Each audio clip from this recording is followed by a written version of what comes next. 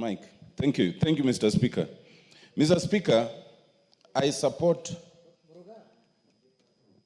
this. Dr. Umoluga is from my constituency. So surely you must allow me to speak about my constituent. And he's not just from my constituency. He's from a village called Okela. And he went to school in an ordinary primary school called Okela, which is neighboring to my school, which was called Chianda.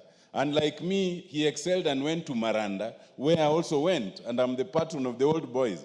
And like me, he topped his class and went to study medicine. Me, I went to study law. Surely you must allow me to talk about such a man.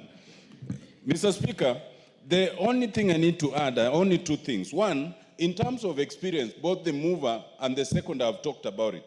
But let me add a few things that are not clear there. One, Dr. Umoluga also served as a medical officer of health in Vihiga County. So he has also had the experience of working in what you'd call, rural or semi-rural Kenya. Dr. Umoluga has also served as a lecturer in medicine.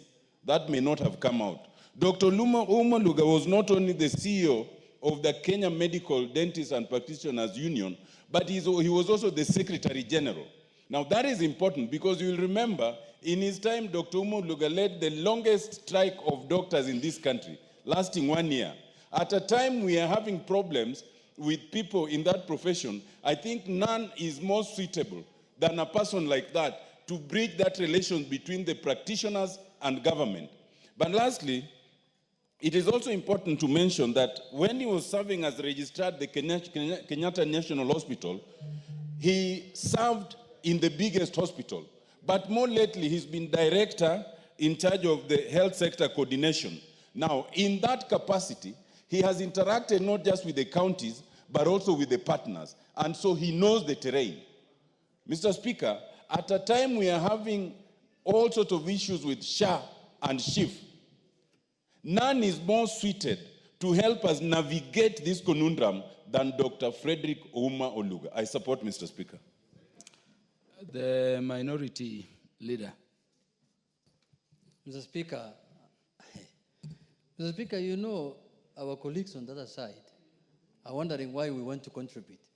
They expect us just to approve. I want to tell them that we want to take pride in the kind of experts we are sending to government as ODM, Mr. Speaker.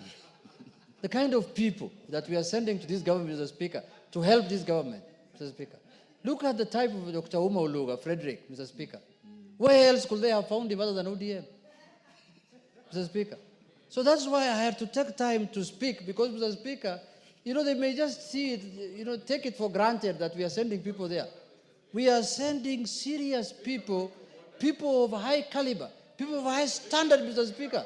And you can see, Mr. Speaker, since the broad-based government started, and we started sending experts to this government, the face of this government has changed, Mr. Speaker.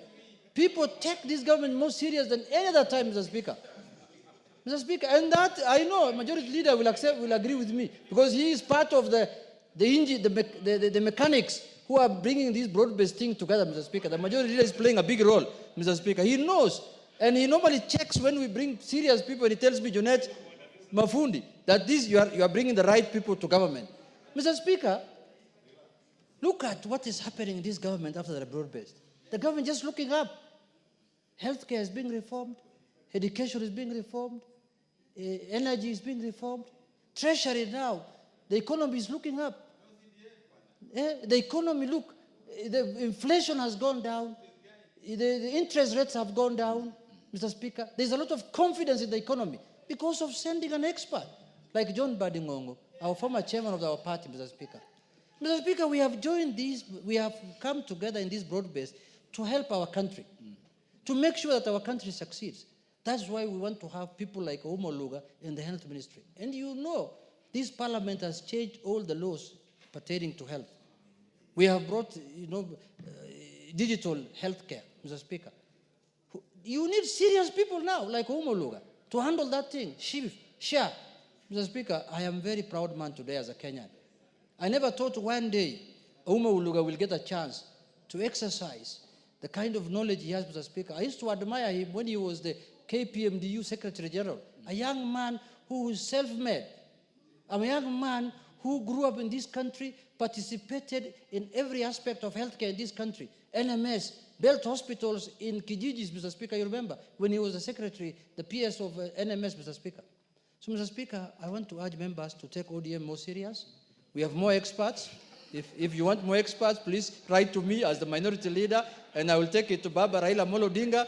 We have more experts in law, in healthcare, in engineering, in water, in all kinds of things, Mr. Speaker. We are a think tank full of experts, Mr. Speaker. With those few remarks, Mr. Speaker, I must get the right to brag because experts are coming from ODM. What do you mean, Mr. Pokose, Dr. Pokose? Thank you very much. You know the Honorable Majority Leader takes precedence. Take back your seat. Please sit down. Take your seat. Take your seat, Honorable Member. The Majority Leader will be heard in silence. Total silence.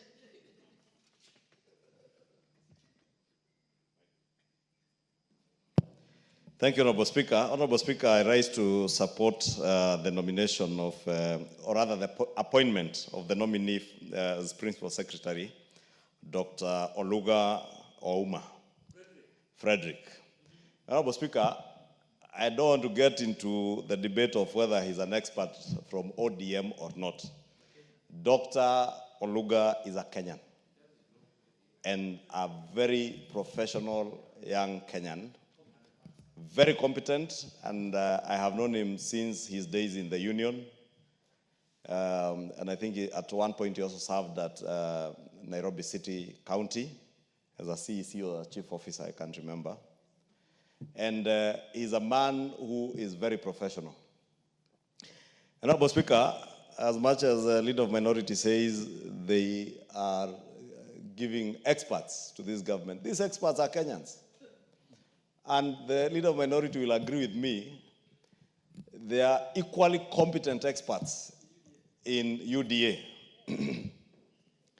But His Excellency the President purposed to broaden the base. And as the Honorable Junet says, there have been many fundis in broadening the base.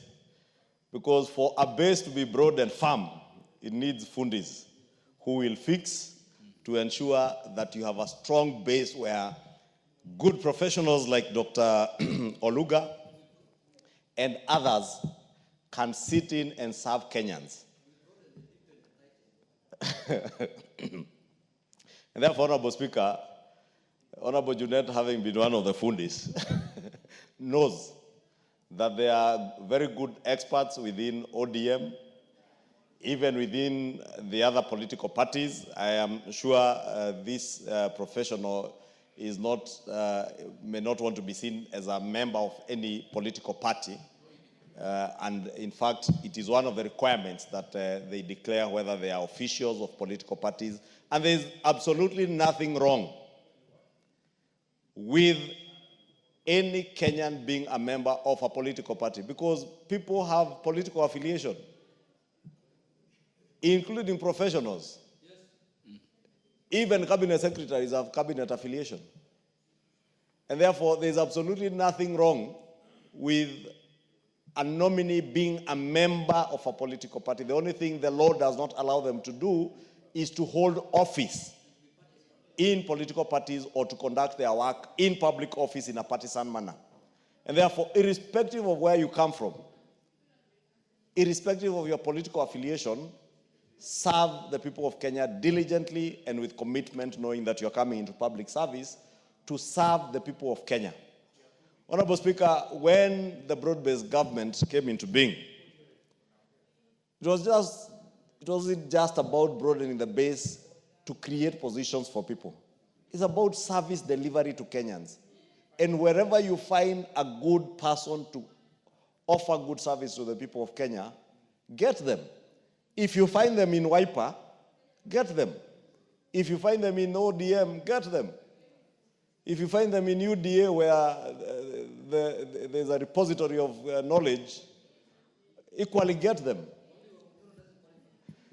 And equally, those within government who are incompetent, have time also to be shown the door. And indeed, I am happy this house has led from the front in showing the door in competency. Those who have been incompetent, this house has taken action. And therefore, even as we appoint, as we approve these nominees, we want to tell them, show your competence, express your professional good manners in office. Work for the people of Kenya. Do not work for a region. Do not work for a party. Work for all the people of Kenya with diligence, commitment, and knowing that in your service in government, you are serving the people who are ultimately the bosses.